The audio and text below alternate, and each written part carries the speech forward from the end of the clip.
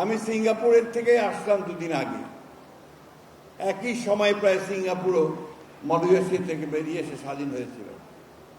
আজকে সিঙ্গাপুরে গেলে মনে হবে যে সিঙ্গাপুর একটা সবচেয়ে উন্নত দেশের মধ্যে একটি, যেটা তার নাগরিকদের, তার মানুষদেরকে ন্যূনতম সুবিধাগুলো যেতে পেরেছে। আমি জানি যে সিঙ্গাপুর খুব ছোট্ট একটা দেশ, মাত্র 60 লক্ষ মানুষের বাস। অথচ আমি যেটাও জানি যে আমার এখানে প্রায় 180 মিলিয়ন লোকের বাস, মাত্র 55,000 বর্গ মাইল জমি। আমার খনিজ সম্পদের পরিমাণ খুবই কম, কিন্তু তারপরে আমি বলবো যে আমরা এই শত প্রতিকূলতার মধ্য দিয়েও এই গত 56 বছরে আমাদের অনেকগুলো ইতিবাচক অর্জন আছে।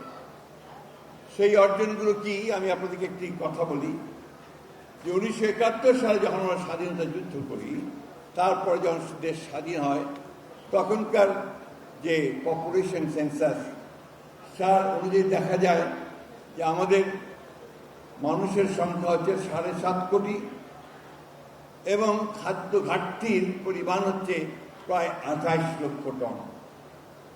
আজকে 18 কোটি মানুষের দেশে খাদ্য ঘাটতি প্রায় নাই বললেই চলে।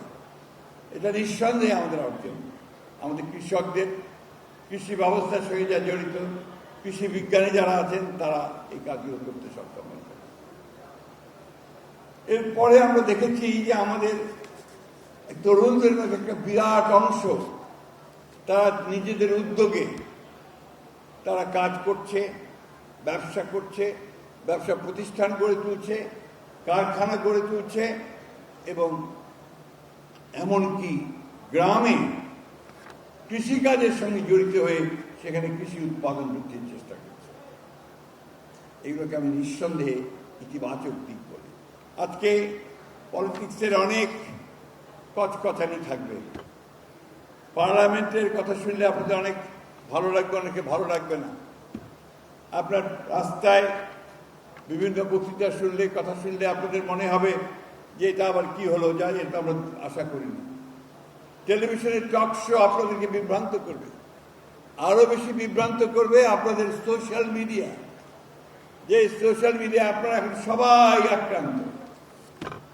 এই বিষয়গুলো সম্পর্কে আপনাদের ভাবতে হবে। অস্ট্রেলিয়া একটা উন্নত দেশ, 16 বছর বয়স পর্যন্ত তারা সোশ্যাল মিডিয়াকে ব্যান করে দিয়েছে তাদের ছেলে মেয়েদের জন্য। কেন? কারণ সোশ্যাল মিডিয়া সবসময় ভালো জিনিসকে নিয়ে আসে না। আমাদের এখানে এই প্রভাবটা খুব বেশি পড়েছে।